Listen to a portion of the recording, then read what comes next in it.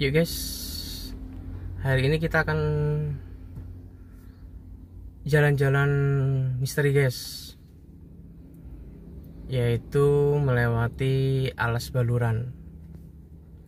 Mengapa dikatakan misteri guys? Alas Baluran adalah salah satu alas yang sangat mengerikan guys, yang ada di Jawa Timur setelah Alas Purwo. Oke, hari ini jam 18.36, setengah 7 malam, kita melewati jalur Alas Baluran. Oke guys, akan saya videokan suasana malam di Alas Baluran. Oke guys, kita lanjut yuk.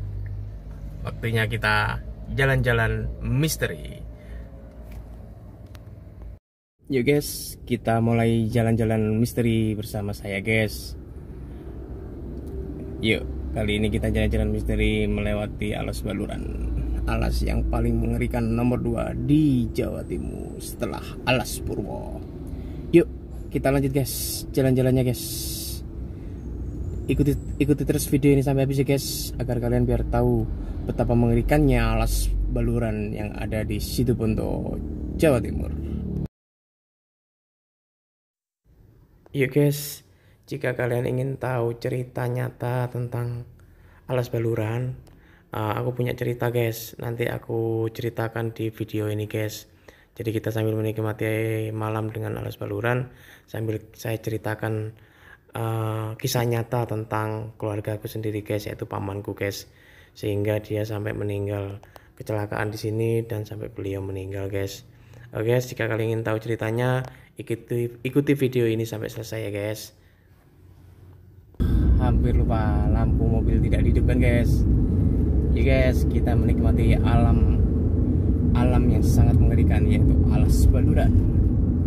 Yuk cekidot, lanjut kita ikuti jalan-jalan misteri kali ini guys.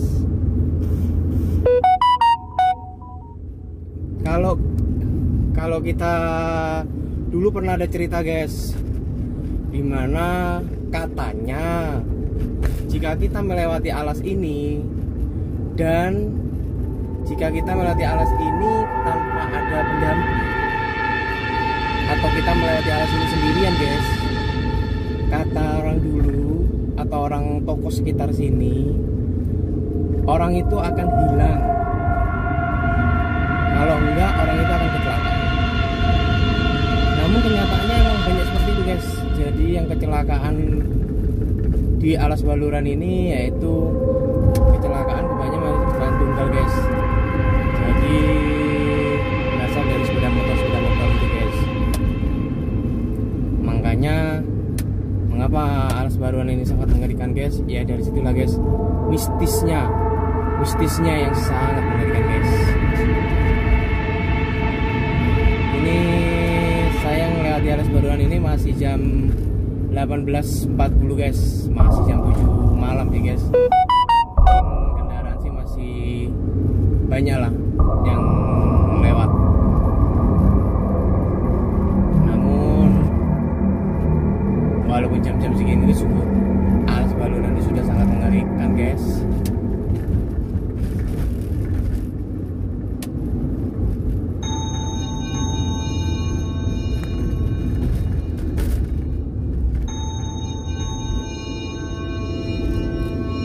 Jadi orang-orang dulu tuh emang, apa itu dikatakan mitos atau tabu, aku kurang tahu juga ya guys. Emang katanya orang-orang dulu itu, jika kita melewati Alas Baluran dan jika kita melewatinya sendirian tanpa ada pendamping, pasti akan ada kejadian yang di luar nalar guys. Jadi kejadian itu benar-benar di luar nalar guys. Ya kejadian mistis lah, kejadian mistis yang di luar nalar guys. Oleh karena itu disarankan oleh tokoh yang ada di dekat Alas Baluran, setiap melewati Alas Baluran jangan lupa untuk berdoa, terutama itu guys. Berdoa itu penting guys. Karena apa? Karena dengan berdoa kita akan dilindungi oleh Allah Subhanahu wa guys.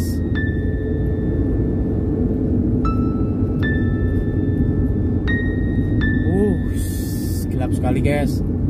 Alas baluran itu tidak ada penerangan sama sekali guys. Penerangan itu tidak ada sama sekali. Gelap, benar-benar gelap guys.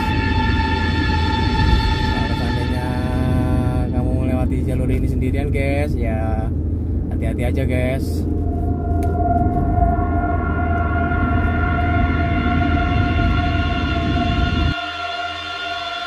Oh iya guys, tak ceritain sedikit ya guys. Ini kisah nyata guys, real dari saudaraku sendiri, pamanku guys. Dulu kan pamanku itu mengantarkan kakakku yang pertama guys. Kakakku yang pertama itu kan mondok. Nah ceritanya itu dia kan waktu kelas SMP itu dia itu kan nakal sekali guys. Kalau orang desa itu kalau anaknya nakal pasti kebanyakan itu dipondokkan guys. Lah kakakku itu kan nakal guys, nakal sekali. Akhirnya sama pamanku dikasih solusi untuk dipondokkan guys. Nah pada akhirnya orang tuaku setuju guys. Akhirnya masku itu dipondokkan guys. Dipondokkan di pondokan ternama guys, yang ada di Situbondo, yaitu Sukorejo Situbondo, pondokan paling besar tuh guys, yang ada di Jawa Timur guys. Pada waktu itu yang nganter tuh pamanku sendiri guys. Pamanku sendiri yang nganter naik sepeda motor guys. Dia nganter masku ke pondokan tersebut guys. Ya melewati jalan ini guys, Alas Baluran guys. Dan setelah beliau ngantar di pondokan dan dia juga mendaftarkan masku untuk mondok, pamanku itu menginap semalam guys. Nah ini cerita mistis guys, cerita mistis kenyataan guys, nyata sekali nih guys. Ini dari keluarga aku sendiri guys. Pamanku itu setelah mengantar tuh dia menginap semalam guys, menginap semalam di pondokan tersebut sebelum besoknya dia pulang. Pamanku itu pada waktu itu setengah 3 pagi guys. Setengah 3 pagi guys beliau pulang. Soalnya emang biasanya beliau kalau dari pondokan itu mesti pulangnya pagi guys. Soalnya kan anaknya juga ada di pondokan tersebut guys. Nah pada akhirnya jam setengah 3 pagi beliau itu pulang. Ya naik sepeda motor guys. Padahal kan emang toko sekitar dari Alas Baluran kan sudah mengasih tahu kalau misalnya melewati alas ini jangan sampai sendirian. Namun ya karena pamanku itu sudah terbiasa mungkin ya guys, akhirnya beliau memberanikan diri untuk pulang jam setengah 3 pagi. Lah pada akhirnya dia pulang setengah 3 pagi guys. Setengah 3 pagi dia pulang dari pondokan tersebut. Dan beliau nyampe di Alas Baluran itu kurang lebih sekitar jam 3-an lah. Kurang lebih dari pondokan ke Alas Baluran kurang lebih setengah jam guys. Perjalanannya setengah jam. Jam 3-an itu beliau masuk ke Alas Baluran guys. Ya mungkin emang takdir ya, atau mungkin apa ya yang buat pamanku akhirnya kecelakaan di Alas Baluran guys. Ini benar-benar nyata guys. Ini benar-benar real nyata guys. Ini dari pamanku sendiri guys. Pada akhirnya pamanku itu pada waktu masuk di Alas Baluran itu ada sesuatu yang kata pamanku itu ada sesuatu hal yang membuat dia itu kayak aneh. Kayak Alas Baluran itu tiba-tiba itu kayak padang guys. Waktu masuk di alasnya itu kayak terang gitu guys, terang banget, kayak bukan alas. Namun karena pamanku itu sudah terbiasa lewat situ ya, akhirnya beliau tetap masuk aja di alas itu. Lah namun pada akhirnya setelah mungkin katanya juga kata tokoh sekitar ya guys, itu di tengah-tengah Alas Baluran itu ada namanya jembatan mayit atau sasak mayit kalau orang katanya. Itu sasak mayit yang bawahnya itu jurang guys, jurang banget guys.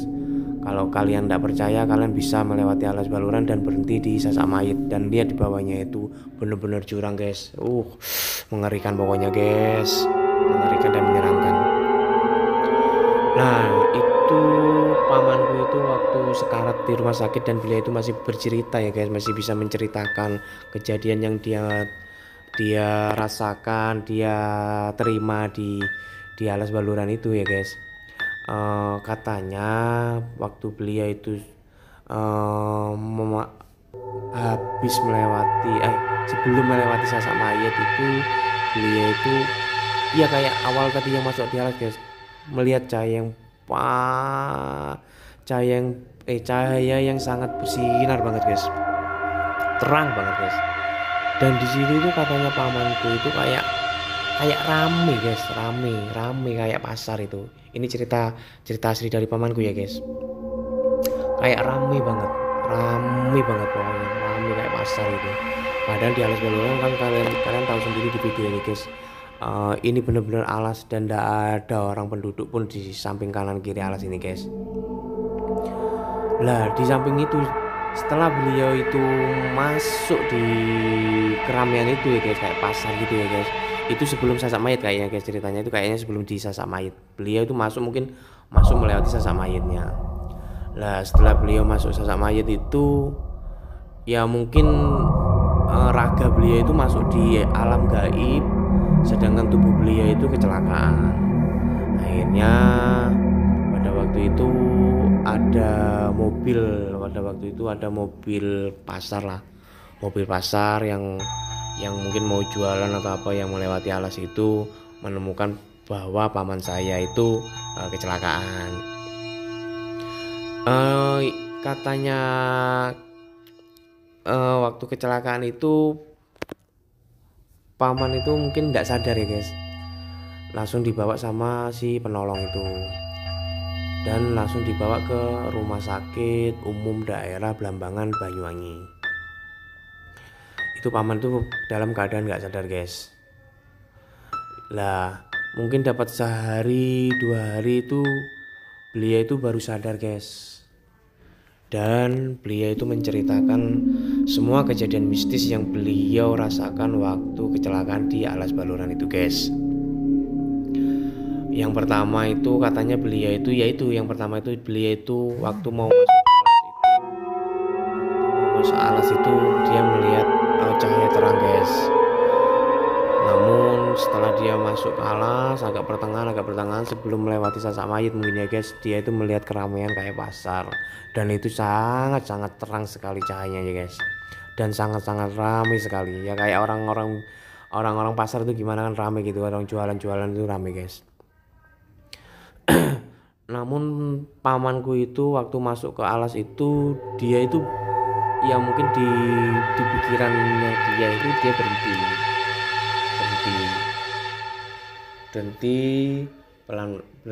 dan dia itu memelankan kendaraan. Dia memelankan kendaraannya.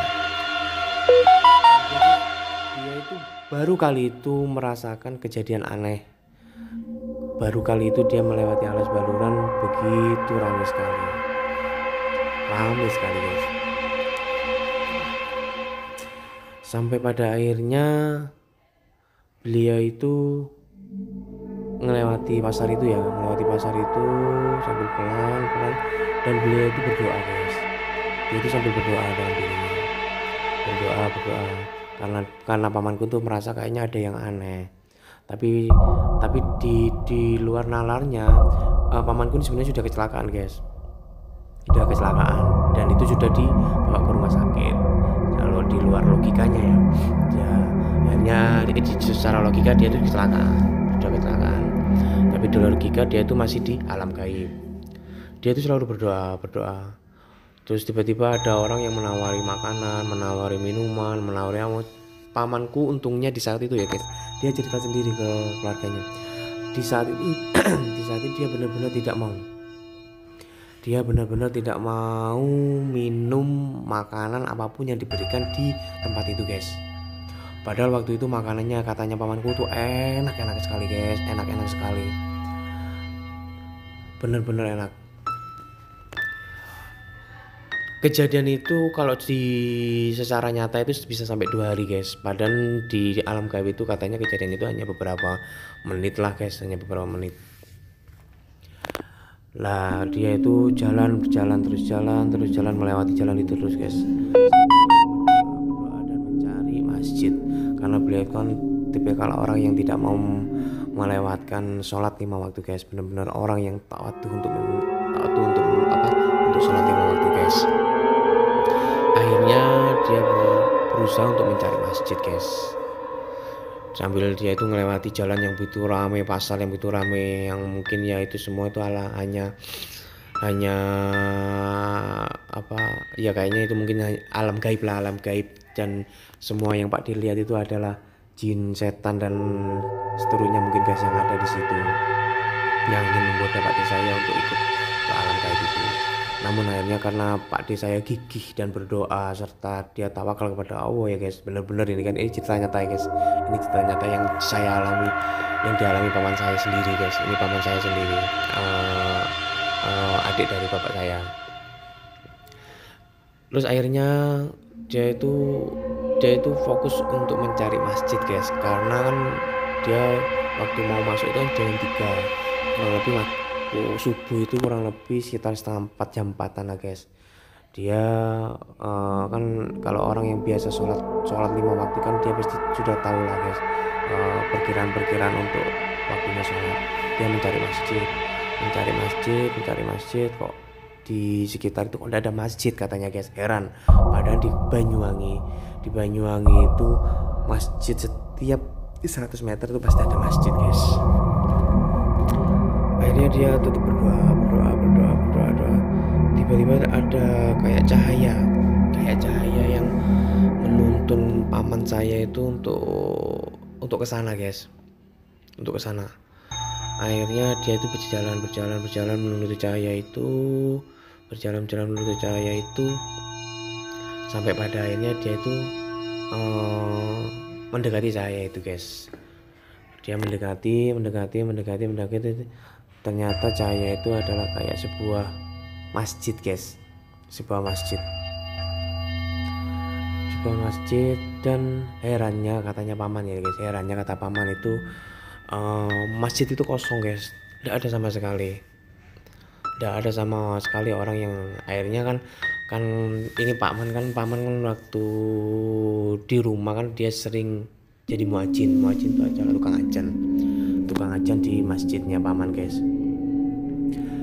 Lah pada akhirnya paman itu heran, kenapa masjid ini kok kosong, kenapa masjid ini kok tidak ada orang.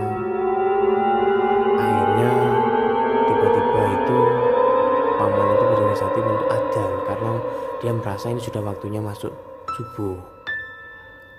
Dia masuk ke masjid itu guys, semua orang yang tadi yaitu melihatnya itu ke arah paman itu guys, mengarah ke paman itu. Pada akhirnya karena paman itu sudah terbiasa hal-hal, dia tidak begitu takut tentang hal mistis ya guys, dia biasa aja sudah. Akhirnya dia masuk ke masjid itu dan dia adzan subuh. Setelah dia adzan, herannya setelah dia selesai adzan, tiba-tiba pamanku itu langsung kembali ke raganya guys, yaitu posisinya ada di rumah sakit di Blambangan. Lah pamanku cerita semuanya kepada keluarganya, termasuk bapak saya, sehingga saya tahu ceritanya dari bapak saya guys. Bapak dan ibu diceritai sama paman. Akhirnya itu waktu itu paman tuh ya mungkin hanya berapa hari, 1 hari mungkin setelah dia sadar, karena emang posisinya dia kecelakaannya emang kritis guys. Tapi untungnya dia itu masih dikasih kesempatan untuk bisa bercerita tentang hal mistis yang ada di alas balulan itu guys. Pada akhirnya paman sudah menceritakan semua, dan beliau memberikan pesan kepada saudara-saudaranya bahwasanya jika kalian melewati alas baluran, jangan pernah kalian melupakan doa. Jika kalian menemukan hal yang mistis, yang aneh di luar nalar logika, jangan pernah kalian menengok ke belakang. Kalian fokus ke depan. Jika kalian menemukan hal yang mistis apapun itu, dan kalian diberikan apapun itu oleh orang yang tidak kalian kenal, dan berupa bentuk makanan, minuman, atau apapun itu, jangan pernah memakan atau meminumnya. Fokus kalian tetap ke depan, selesaikan perjalanan sambil kalian berdoa, dan carilah satu, yaitu tempatnya Allah, yaitu masjid atau musola, untuk kalian bisa berikhtikaf di sana. Carilah tempat itu dulu yang pertama. Jika kalian menemukan hal-hal yang mistis yang aneh dalam perjalanan kalian. Jadi cerita ini benar-benar nyata ya guys, apa yang dialami oleh pamanku sendiri. Sampai akhirnya beliau almarhum dan meninggal setelah kecelakaan di alas baluran itu guys. Jadi beliau setelah cerita dan dapat 1 atau 2 hari, beliau akhirnya meninggal guys. Namun beliau bisa menyempatkan diri untuk bercerita. Mungkin memang kuasa Allah ya guys, kuasa Allah yang memberikan pamanku itu kekuatan untuk bisa menceritakan apa yang ada di alas baluran itu guys, dan apa yang dialami oleh pamanku itu guys. Akhirnya keluargaku sendiri merasa bersalah guys, karena pertimbangannya pamanku meninggal karena mengantar kakakku yang mondok. Namun ya itu memang sudah takdir ya guys, dan ya mungkin memang jalannya pamanku sendiri yang meninggal kecelakaan di alas baluran itu, kalau menurut aku sih mungkin sudah mendapatkan surganya Allah guys, surganya Allah yang ditempatkan oleh pamanku guys. Guys, sedikit cerita itu ya guys, sedikit singkat cerita yang saya sampaikan tadi ya guys. Semoga bisa menjadi pembelajaran untuk kita semua guys. Jika kita mendatangi sesuatu tempat yang mungkin itu dirasa mistis ya, jangan lupa kita berdoa ya guys. Berdoa dan fokus untuk tetap menyelesaikan perjalanan guys. Guys, lain kali kalau ada cerita mistis yang nyata akan saya ceritakan lagi guys. Guys, kita nikmati dulu perjalanan di alas baluran ini sampai selesai ya guys. Jangan lupa subscribe, like, and comment ya guys. Terima kasih.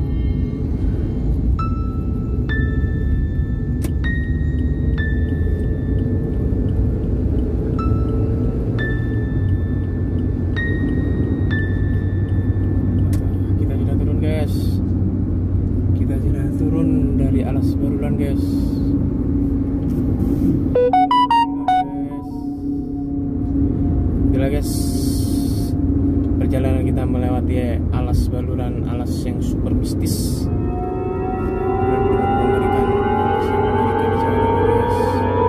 Mistisnya sangat terasa guys.